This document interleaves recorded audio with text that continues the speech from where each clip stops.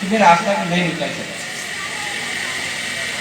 जब आजादी मिली तो आजादी मिलने के बाद एक बहुत बड़ा नुकसान मुसलमानों का ये हुआ कि मुल्क तो तकसीम हुआ तो मुसलमान भी तकसीम हुए, उनकी तहरीक भी तकसीम हुई, उनकी तंजीमें भी तकसीम हो गई। जब उनकी तहरीक जब तकसीम हो गई तो कांग्रेस के सिवा मुसलमानों के बाद दूसरा कोई विकल्प नजर नहीं आया। तो आंख मूंझकर भरोसा करके उन्होंने अपने गले में कांग्रेस का पट्टा डाल के रस्सी कांग्रेस के हवाले कर दिया। उन्हें जिधर लेके जाना है लेके जाते रहा। 50 साल में 65,000 छोटे बड़े फसादात हुए, पाकिस्तान कांग्रेस बने, फसादात नो करे, 82% नौकरियों से 1.5% नए कांग्रेस। तो कांग्रेस का मतलब ये नहीं कि पार्टी नहीं है, इसको मैं ब्राह्मणवाद समझता हूँ। एक ग्रुप सेकुलर है, एक ग्रुप कम्युनल है, तो इन दोनों में हमको फर्क करना चाहिए। एक गोली मारने से भी मरता आदमी, 2 गोली मारने से भी मरता है। तो हम राजी किस पे है? बोलते एक गोली पे राजी है सर। तो इसके बजाय जिसकी वजह से आजादी के बाद से हम 3 चीजों से महरूम हो गए, तंजीम, तहरीक और क़ियादत।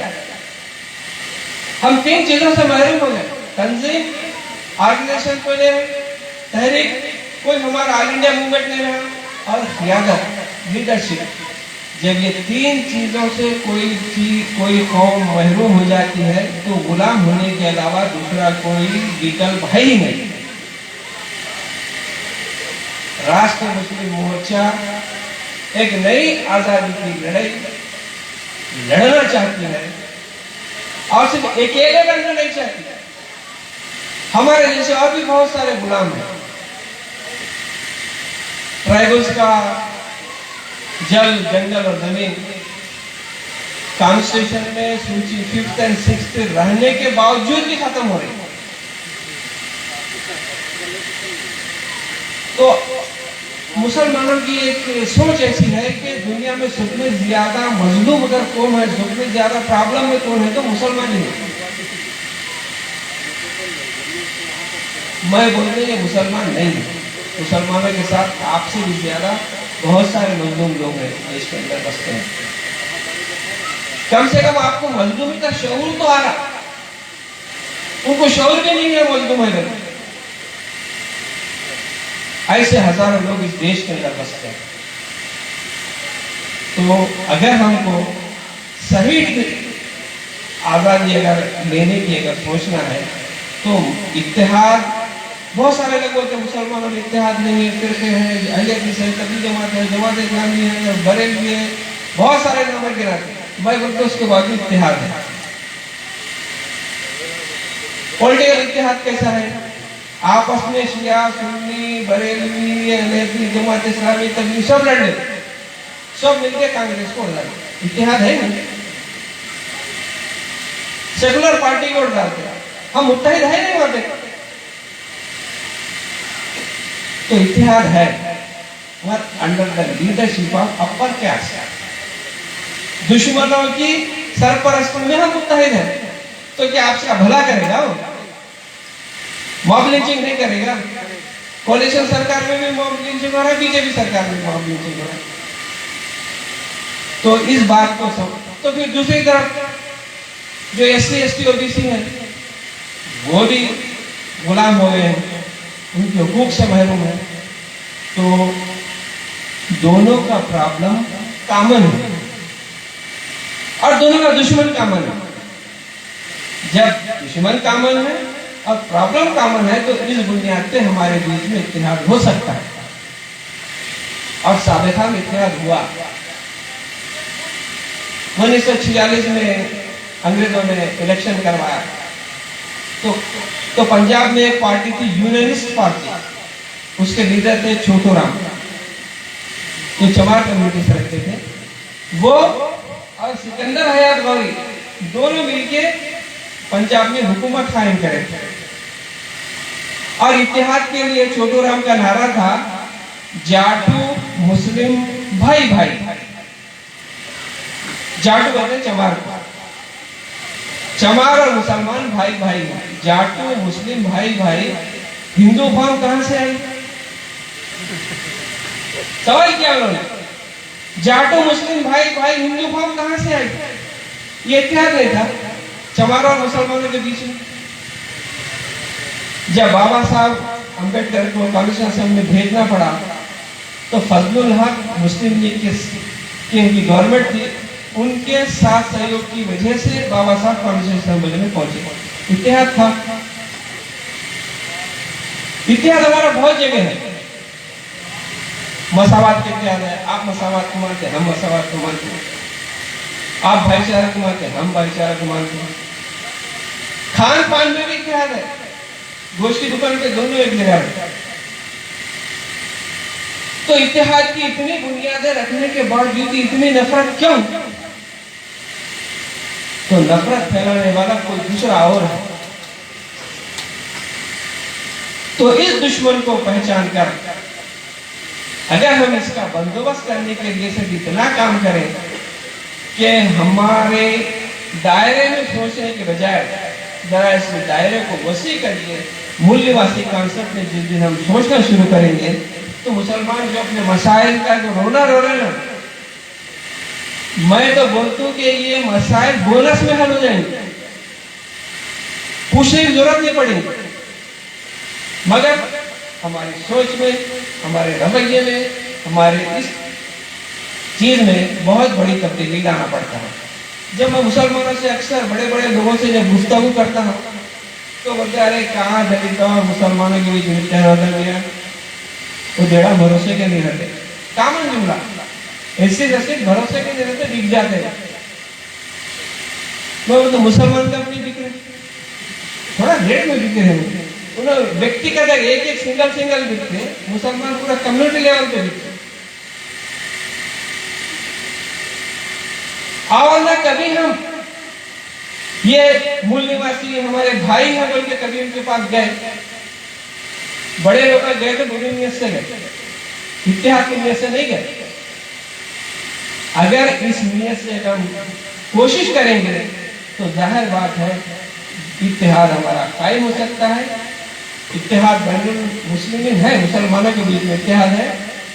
इत्तेहाद बैनुल मजलूमीन अगर हम करने जाएंगे तो आप मजलूमों से इत्तेहाद करने जाएंगे तो ऐसे देवबंदी के इत्तेहाद नहीं करेंगे, जमात इस्लामी के नहीं करेंगे, तबलीग जमात के नहीं करेंगे, बल्कि एक मुसलमान की हैसियत से इत्तेहाद करेंगे तो सारे मसले बर्खास्त।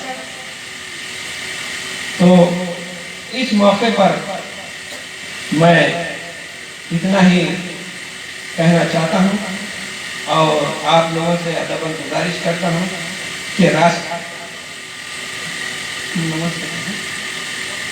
अच्छा ठीक, तो इस इत्तेहाद को हम कंटिन्यू कर सकते हैं और इससे समाज में बहुत बड़ी तब्दीली आ सकती है। इसके सिवा अब कोई रास्ता बचा नहीं और इस रास्ते पे, इस रविश पे अगर हम चलेंगे तो इसके अंदर बहुत सारी कठिनाइयां भी हैं, कठिनाइयां भी आ सकती हैं। मगर पहले आप काम करने का सोचिए। इसीलिए इकबाल ने कहा ना, है दौड़ता सब जमाना, जमाना घोड़े की तरह बहुत सारे दौड़ रहा, खा खा के तलब का ताजिया, जरूरतों के कोड़े से मार खा खा के जमाना बहुत तेजी से दौड़ रहा है दौड़ता अशब जमाना, खा खा के तलब का ताजिया। चलने वाले निकल गए हैं जो जरा ठहरे कुचल गए, चलने वाले निकल गए हैं जो जरा ठहरे कुचल गए। जो ठहरेंगे पीछे से जो तेजी से आ रहा कुचल के निकल जाता है। तो राष्ट्रीय मुस्लिम मोर्चा ने अपने अगराज और मकासद रखे। पहला अगराज और मकासद उसके अंदर यह है कि हम मजलूमों के बीच में इत्तेहाद कायम करने की सही और जहद और कोशिश करेंगे।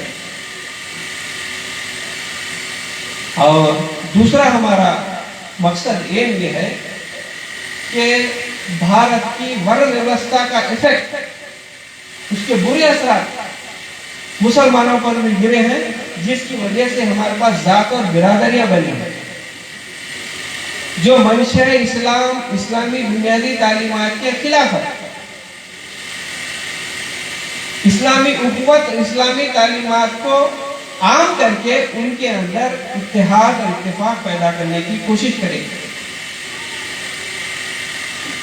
और ऐसी क़ियादत इस देश में कायम करने की कोशिश करेगी और ऐसी तहरीक इस मुल्क में कायम करने की कोशिश करेगी जो सेल्फ रेस्पेक्ट हो, दूसरों के सहारे नहीं चलेगी, बल्कि अपने बलबूते पर चलने वाली ऐसी तंजीम और तहरीक हम बनाना चाहते हैं। गौरवशाली तंजीम होना चाहिए, ना उसको कोई खरीद सके ना बिक सके।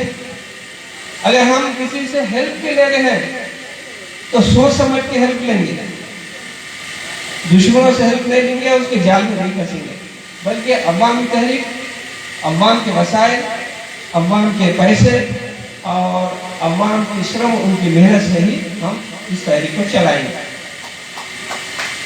अगर जिस दिन हम ऐसा चलाएंगे, अक्सर हमारे लोग रोना रोते हैं, अरे वो लीडर बिक गया, मुसलमान लीडर बनेगा तो बिक गया, नहीं बिका तो क्या करना। इसलिए बिक जाता कि उसके पीछे कोई तहरीक नहीं है, उसके पीछे कोई तंजीम नहीं है, सेल्फ मेड लीडर है, जिधर भी जा सकता हूं। अगर ऐसी क़ियादत, ऐसी लीडरशिप अगर हम पैदा करने में कामयाब हो जाए, जो कैडर बेस हो और सेल्फ रेस्पेक्ट उसका बेस हो, ऐसी तंजीम और तहरीक हम बनाने में कामयाब हो जाए जो हमारे हकीकी मसाइल को उठा सके, तो हम इस काम को आगे बढ़ा सकते हैं। बहुत सारे लोग मुख्तलिफ पार्टियों में जाके थक हार के हमारे पास आते हैं, अपनी कारकर्दगी बताते हैं। मैं जनता दल में था, 200 वोटों से हार गया टीएमसी, उसके बाद मैंने नारा देकर बीजेपी में चले गया, बीजेपी वाले मेरे को पूछ के नहीं जीते तो मैं जनता दल यस में चले गया। पूरा फिर के आखिरी में एक नामुदी की कैफियत पैदा हो जाए। ऐसा क्यों होता? ऐसे हजारों लीडर हमारे पास समाज में है जो पूरे पार्टियों का घर पे जाके धक्के खा के आप काम बैठे हुए हैं। उनके साथ धक्के क्यों मारता हूं? उनके साथ वैसा रवैया क्यों करता? इसलिए कि कोई भी पार्टी अपनी आइडियोलॉजी पे चलती है। उनकी आइडियोलॉजी अगर आपको ऊपर उठाने की, खुंदलने की है तो आपको कहीं ऊपर उठाएगा। आप वन साइड लव में चले जाते हैं इसके साथ, और वन साइड लव डेंजर होता है। जब वो नहीं देता तो नामी होके चले जाते। तो उसका हल ये है कि पार्टी अपनी हो, नजरिया अपना हो, पार्टी अपनी हो, पैसा अपना हो, चलाने वाले अपने लोग अगर रहेंगे तो हमारा काम हो सकता है। कांशीराम जी एक मिसाल दिया करते थे, वो मिसाल देके अपनी बात को खत्म करता हूँ। वो कहते थे कि एक बस है, बस चल रही है, बस में बहुत सारे लोग सवार हैं, ड्राइवर जो निर्धारित लक्ष्य है उसका, उसके तरफ ही चलता हूँ मैं। हमारे लोग उस बस में सवार होकर क्या करते हैं, वो हैदराबाद जाना चाह रही बस, उसको दिल्ली लेके चलो, बोले लेके चलता हूँ, लेके चले तो झगड़ा शुरू होता। झगड़ा शुरू तो गुस्सा आया तो इन्हें कूद जाता, नहीं तो उन्हें बस रुका के नीचे ढका देता। ड्राइवर अपना हो, बस अपनी हो, आदमी कोई भी बैठेंगे, हमारी बस हमारा ड्राइवर, ब्राह्मण भी बैठेंगे, ब्राह्मणिज्म नहीं चला सकता। इसलिए ज्यादा नखरे करा तो हम उतार देते उसका, यानी तो उन्हें उतर जाता बेदारों। तो हमारे लोग हम क्या करते हैं, आजादी से अब तक न एसटीज न मुसलमान, ओबीसी का तो हाल पूछो ही मत, बेचारे वो हमारे भाई हैं मगर भटके हुए भाई।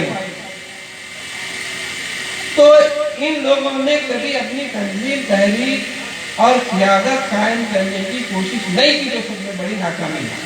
उसकी वजह से यह हालत हो रही है। तो बहरहाल जो गुजर गया से गुजर गया, मुझे सुना सुना कि पतझड़ों की कहानियां उदास न कर। जो गुजर गया से गुजर गया, वो गुलों में गुलाब था, वो एक हसीन ख्वाब था जो गुजर गया से गुजर गया। मुझे पतझड़ों की कहानियां सुना सुना के उदास न कर। नए जमाने नए इंकलाब की बात कर। इसके लिए कबीर के जुमे से अपनी बात को खत्म करता हूँ। कबीर ने समाज की जो हालत देखी, तो आज से 500 साल पहले कहा, मैंने देखा एक मुर्दा, मैंने देखा एक ख्वाब, मुर्दा रोटी खाए, समझा जैसे समझित नहीं, मार पड़े और चिल्लाए। मैं एक ऐसा ख्वाब देखा कि मुर्दे उठ के रोटी खा रहे। मतलब हमारा जो समाज है, जिंदा है रोटी खाने वाले के लिए जिंदा है बस। मैंने देखा एक सपना, मुर्दा रोटी खाए, समझा जैसे समझित नहीं, मार पड़े और चिल्लाए। और इसके लिए इसके बाद उन्होंने कहा, कबीर कड़ा बाजार में दिए लुकाटी हाथ। बामसेब के पास, राष्ट्रीय मुस्लिम मोर्चा के पास, आरएनएल के पास क्या है? लुकाटी हाथ है, चौरस्ते पे डट लेके ठहरे हुए हैं। कबीर खड़ा, दिए लुकाटी हाथ, घर जो अपना फूके चले हमारे साथ। खुदा हाफिज़। जय मुल्ला, जय भारत। बहुत शुक्रिया सर। अभी हमारे सदर अली जनाब इंजीनियर सैयद मकसूद साहब अपनी बातों को रखे और काफ़ी तफसील से हम लोगों को संगठन की मकसद और इसकी बुनियादी हकीकत के बारे में बताया। और इसके लिए हम सब झारखंड के लोग इनका